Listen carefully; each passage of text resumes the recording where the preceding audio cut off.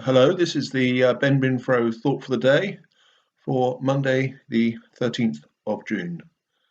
And today's reading is a well-known parable, that of the Good Samaritan. The reading is actually from Luke's Gospel, chapter 10, verses 25 to 37, and I'm reading from the NIV. On one occasion, an expert in the law stood up to test Jesus.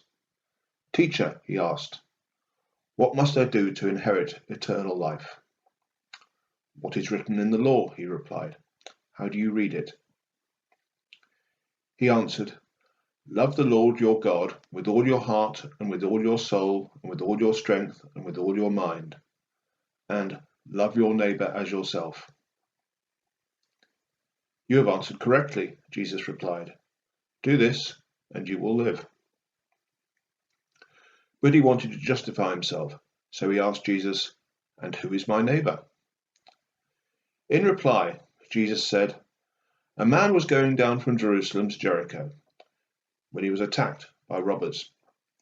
They stripped him of his clothes, beat him, and went away, leaving him half dead. A priest happened to be going down the same road, and when he saw the man, he passed by on the other side. So too a Levite, when he came to the place and saw him, passed by on the other side. But a Samaritan, as he travelled, came where the man was, and when he saw him, he took pity on him. He went to him and bandaged his wounds, pouring on oil and wine, and then he put the man on his own donkey, brought him to an inn, and took care of him. The next day he took out 2 denarii and gave them to the innkeeper. "Look after him," he said, "and when I return, I will reimburse you for any extra expense you may have." Which of these 3 do you think was a neighbor to the man who fell into the hands of robbers? The expert in the law replied, "The one who had mercy on him." And Jesus said, "Go and do likewise." Well, as I mentioned, it's a well-known story, and it's quite clear who the good guy is and the person we should strive to become. That's the Samaritan.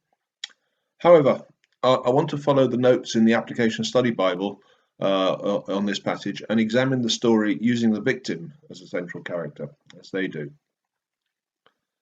The robber exploits the victim. He takes advantage of him. The priest avoids the victim. He pretends he is not there. Now, according to the application study notes, the Levite considers the victim an object of curiosity, although I have to admit I personally can't see that in the reading itself, but let's accept that interpretation as it does actually help with today's thought. The Samaritan assists the victim and provides the necessary love to meet the Jesus is love thy neighbor, if you like, test or instruction. So let's now also consider a modern day equivalent to the story. Let's suppose someone is mugged in the street and is left injured and bleeding on the pavement with the attacker getting away. And the street's reasonably busy and there are a number of people passing by. Now some will do what they can to help the mugged victim. They may call for an ambulance, provide first aid, make the victim comfortable, and so on. However, not everyone will actually do this. There may be reasons and there may be excuses, and these could be things such as that they don't particularly like or approve of the person who is injured for whatever reason. Maybe they're a bit smelly or whatever.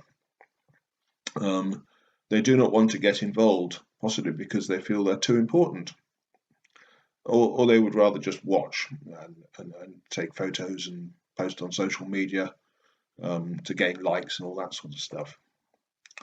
And there are elements of the priest and the Levite in all these areas of reason and excuses.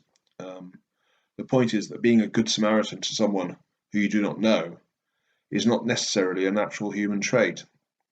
It requires willpower and effort to become one so you can meet Jesus's love thy neighbor instruction.